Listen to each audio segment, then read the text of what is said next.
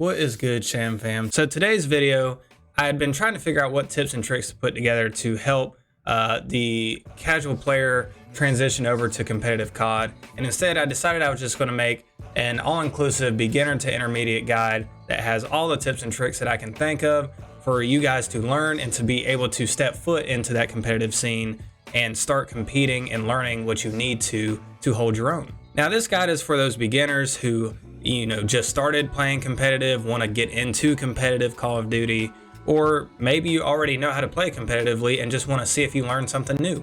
I'm gonna leave all the timestamps in the description below, so if there's any skills that you already know and want to skip ahead to something that you don't, or just want to hear some new information, go ahead, check those out. Click on the timestamp that is most beneficial to you. Now don't forget, I do stream on Twitch about 3 times a week. It just depends with my kids. We play Call of Duty, Tarkov, Warzone, a little bit of variety for shooters, but be sure to subscribe there if you want to catch me live streaming. Also, don't forget to subscribe to YouTube. I do provide tips, tricks, coaching videos, and now guides. So to start off, what we have is I want to break down the roles for you. When you're playing competitive Call of Duty, there's essentially 3 main roles on a team that you need to be aware of. Starting off, you have the AR role. Now this of course lends itself to a certain playstyle as well, just like the other roles will. But the AR role, its main objective is to hold lanes. So when you're playing competitively and you are using an AR on the team, you're going to be the one holding these long lanes, trying to cover your teammates that are going to objective, trying to hold spawns, which is something we'll get into a little later. But you are going to be the main one holding those mid to long range battles and trying to cover your teammates and keep the enemy off them so that they can play objective. This next role is for the more aggressive players or the people that like playing objective. It just kind of depends on the team format, but is going to be your sub or SMG role. Your sub or SMG usually is going to be playing objective. They could be roaming just to get kills and throw people off on the other team, but a lot of times you're going to see them in the close range battles, close to mid range, trying to get on objective, trying to get those points, trying to get pushed up on the enemy team. And they're going to be the ones that are a little more, snappy, getting in close range. They're not going to be holding those long angles as often. They're going to be, relying on the AR to cover them so that they can get to positions where they can be a menace to the other team, whether that be through objective play, slaying out, or, trying to get spawn control, things of that nature, flip the other team, all those types of things. Now, lastly, this third kind of main role that exists is going to be a flex. A flex player is a little hard to define when it comes to Modern Warfare 2, as there's not a whole lot of great flex weapons in my opinion right now. There's, a very solid SMG weapon. There's a very solid AR weapon for those roles. The flex weapon though, you could argue is different builds of the Scar or different builds of the Vaznev just for longer range or shorter range, depending on the player. But a flex player is somebody that kind of plays in between. They like to get up and close and get in the middle of fights, but they have no problem holding the long angles and holding cover over their teammates while they play objective. They do a little bit of everything. They can flop from an AR role to an SMG role pretty fluidly, and they have probably overall the best gun skill knowledge so that they're able to fluidly transition from one role to another and help the team out where they need it the most. Coming in at a 4th role that I've kind of hinted at and mentioned a little bit with the SMG, the sub player, all those kinds of things, is your objective player. Depending on your team format, you could argue that a flex player, an AR player, or a sub player could be the objective person. However, in my experience, I've seen more often than not, it's the SMG player or the sub player that is going to play on point, try to get your score up, or, play the objective the most. So keep in mind, you've got AR, SMG, or sub, flex, and, arguably that dedicated objective player. So something you need to be aware of when you start playing competitively is that there's these things called GAs and bans within competitive play. So bans are things that are permanently banned by the league that you cannot use, and GAs are things called gentlemen's agreement that we basically agree not to use against one another. So in all sense of the word, the phrase, whatever you want to call it, they are also bans that teams do not use. So when you're building classes out, you can't build classes with weapons that are not allowed, banned, or GA'd. So for instance, any DLC weapons, AK-74, there's a whole list of guns and attachments and perks that cannot be used in competitive play in an attempt to try and make both teams on the same playing field and have an equal amount of skill that goes into their guns, their play style, everything. So they do a lot of things to try and prevent players from using broken weapons, broken mechanics, things of that nature. So if you're looking to get into competitive play, you need to look up what the GAs are, what the bans are, so that you do not build classes and practice with things that are not allowed. So when we're looking at GAs, it does affect your whole class. Now, it's going to affect certain attachments that you cannot equip, like I don't have any lasers on because they're not allowed. The only pistol that is allowed right now is the X12 in competitive play, so you can't be running the Deagle, the P890, the Basilisk, the Auto Glock. You can't run anything other than a stun. Grenades are pretty straightforward as well. So all of these things are listed in common knowledge for you to see. Also, you're not allowed to use certain kill streaks. So there's a reason behind all these GAs and how people build their classes. So that might be why you see certain people not run certain attachments or certain guns because they can't, or it's not allowed within competitive play. So if you want to practice to get better at competitive play, you need to be using these GAs and figuring out what's allowed, what's not, what's comfortable, what competes at a high level or at the skill level you're trying to be in. If you're looking for competitive classes and how to build them, I recommend checking out pros classes and what they use in matches. So if you're looking at SMGs, ARs, just Google the team, Google the players, look up their classes and what they use. Pay attention. It's usually going to be around the same thing, maybe one or two attachments different. So now that you know the roles, you know how bans and GAs work, you need to know what game types you'll be playing so that you can get ready to practice your role and have your classes ready to go for that. So 3 game types they play in competitive COD right now is Search and Destroy, Hardpoint, and Control. Control, there's an offense and a defense. There's 2 zones on the map that the offense needs to capture or the defense needs to keep the offense from capturing. What the offense is wanting to do is they want to go to certain points on the map and they'll start capturing the zone. You can see on my screen the 3 brackets that are filling up as I'm capturing the zone. Now each bracket, when we cap it, that's going to help my team, but to control the full zone, you got to have all 3 brackets full. If the defense were to step into the zone while I'm trying to capture it, it would contest and it wouldn't let me capture it. It would just sit stagnant until I either kill them or they kill me.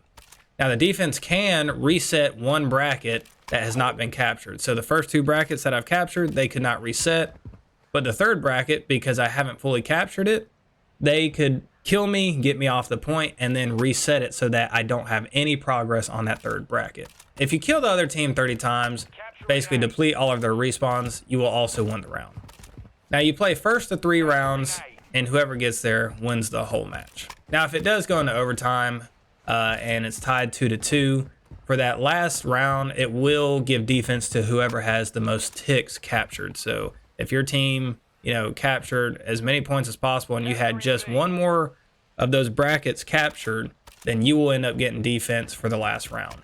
All right, guys, the second competitive Call of Duty game mode is going to be called Hardpoint. If you've never played it in pubs or you've just never played it in general and you're new to the game, all Hardpoint is there's going to be a zone that pops up on the map and you're going to want to sit on it to capture time. Now you can see in the top left, right under my mini map, it shows that I have 11 points, 12 points. It counts a second for each second that you sit in the zone, and you're trying to be the first team to 250 seconds.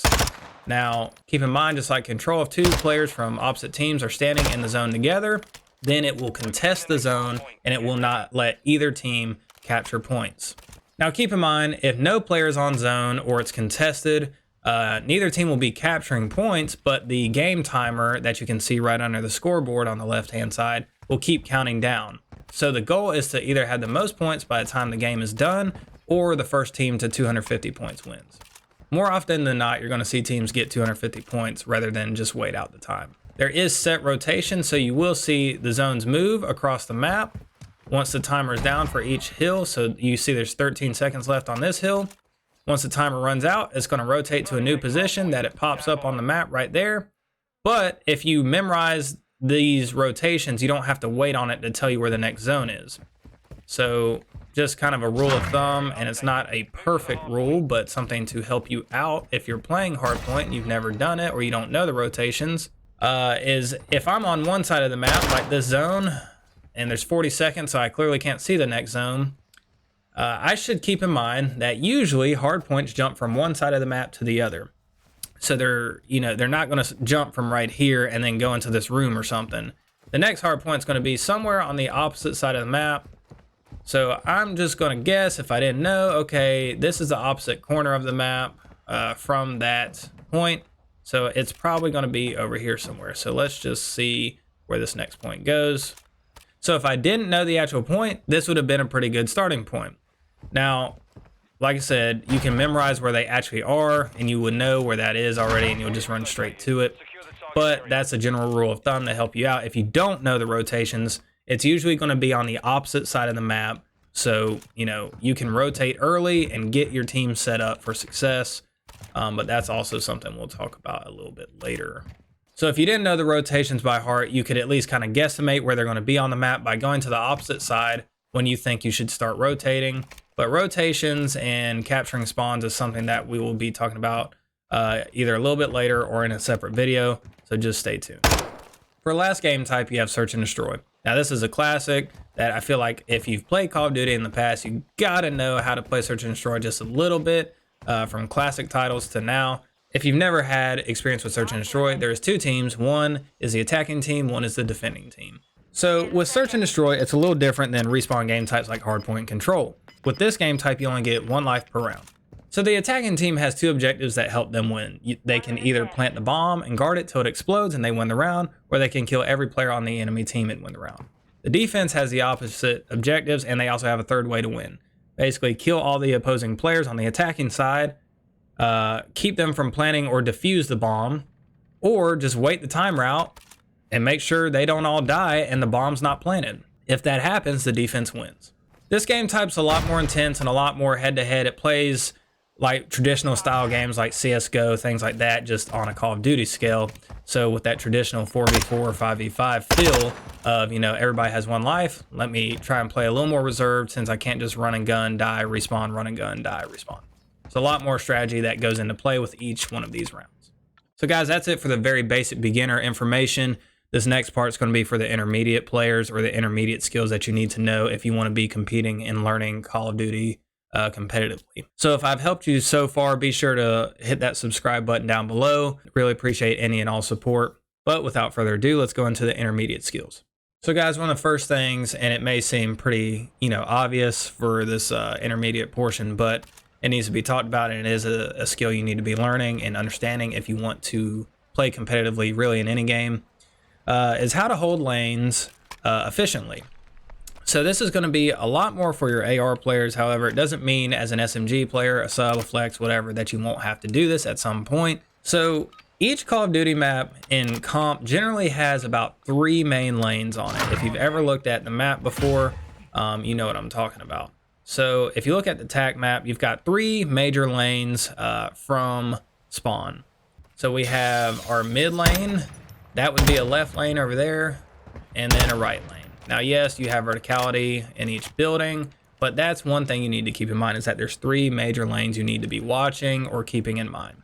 But as an AR, SMG, just a player overall, you need to be learning what the most popular lanes are and the routes that people take to objective or to flank you. So you really need to be focused on how can I hold my lane as my role and be efficient for the team. Keep in mind, when you have multiple ARs or multiple players calming and giving each other information to hold lanes appropriately and correctly, you're going to start to have crossfires on the map that allow you to control much more of the space on the map. So for instance, if I am playing my role as an AR and I'm holding this far right lane, I may also have a player that has got control of mid, and he's holding mid, so he can tell me if they're rotating through here, up there, and at the same time, we've got a third player, this is just all hypothetical, that's holding this lane, or they've already pushed up, and they're helping hold across so that if one player dies, they can get their trade.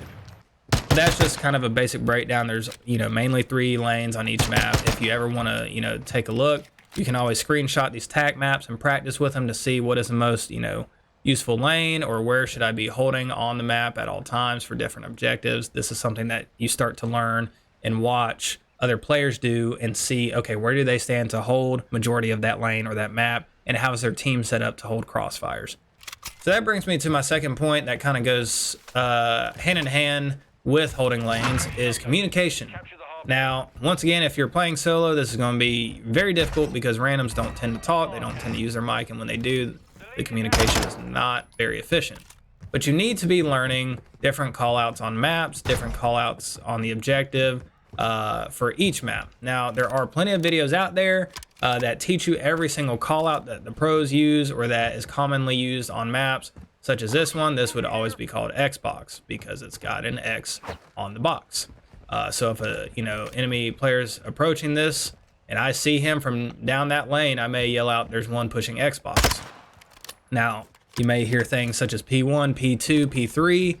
That usually is referring to point 1, point 2, or point 3 on the map. So if you're on Hardpoint, this is one of the points.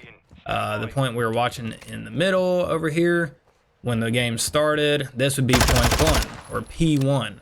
And a side note to learning callouts and comms is that they can be specific for your team and your group of buddies that you're playing with. They don't have to be what the pros use, but just know if you're going to play competitively with more than just your set team, or even if your set team just wants to follow suit and learn things that can be beneficial universally when you're playing Call of Duty with new people, you could learn, from these videos that give you the callouts, or just watch pros and see what they're calling things. But you could also make up your own name for things if it makes more sense to you and your team. But overall, your communication needs to be top notch. It needs to be clear, not just with callouts, such as where I see a player, but you also need to be communicating. Okay, I'm rotating at this time. I saw 2 there. Be clear but concise. So for instance, you don't want to give a call out that you saw 2 when you really only saw 1 and you really never saw the second one. You don't want to give them false information, false hope that you know what you're talking about. So give clear, concise comms of what you have. Tell them the location of the enemy, what you're doing, if you need help, reloading, rotating, that kind of thing. All of this takes practice and time, but if you ever watch pros, you watch challengers, you're going to see that this is an imperative skill that you need to progress in the game. So the next thing you need to be aware of that kind of goes into play with giving good, concise comms or communication with your team is being able to read your mini-map efficiently.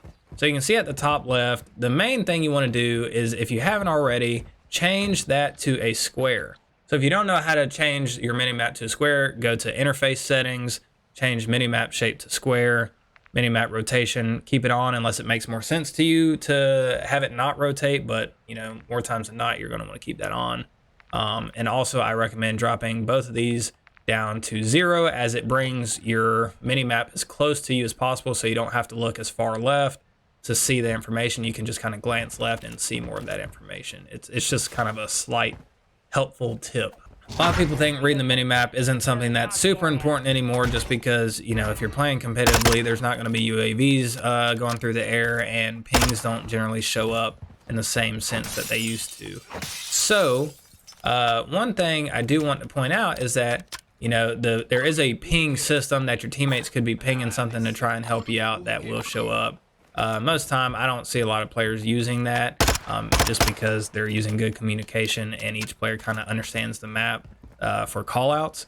So, that may not come in to play a lot, but one of the things that can really benefit you as a competitive player, whether you're playing objective, whether you're in AR, whether you're just holding a lane, whether it be search and destroy or any other game type, is that if you're looking at your mini-map, especially when things are happening, whether you hear gunshots or your teammates are communicating something to you, you can be watching to see, okay, one, where's the next objective? If for some reason you didn't know where it's at, you could look at your mini-map, may help you a little bit.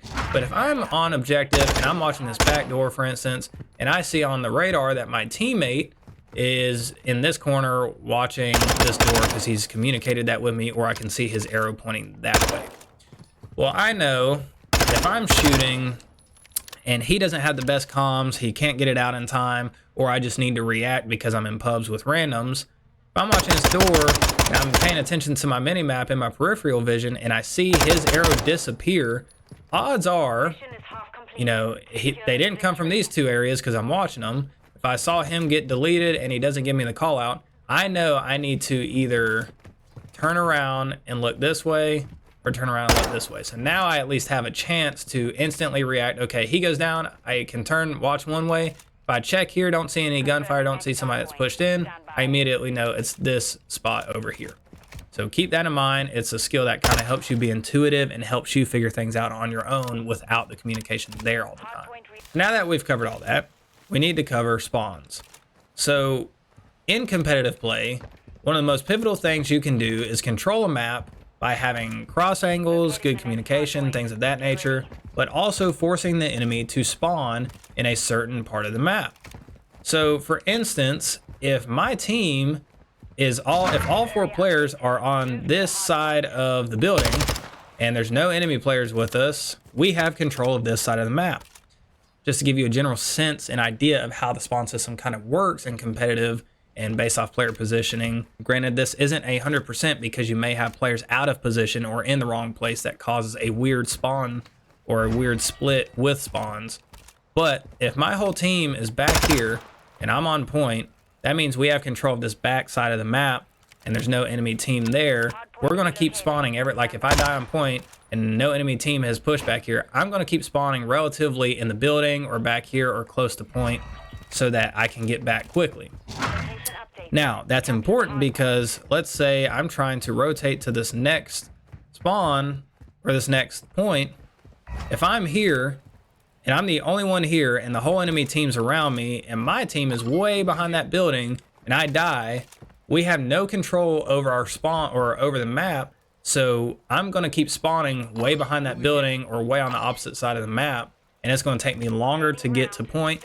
And that means more time that this team can soak up on hill, more time they can set up a defense for control, things of that nature. So it really puts you at a disadvantage when your team is out of position and you don't control certain portions of the map.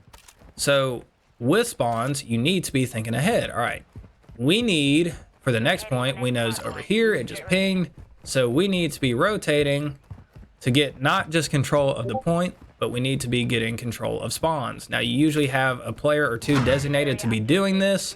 Your objective player is usually going for objective, but you may have your flex or your AR or somebody running to try and get spawn control.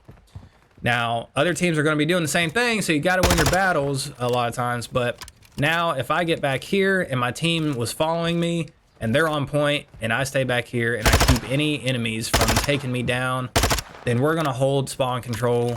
Anybody that dies on point is going to keep spawning around back here or in the building, and we can just hurry, run, clear the point, get back to it.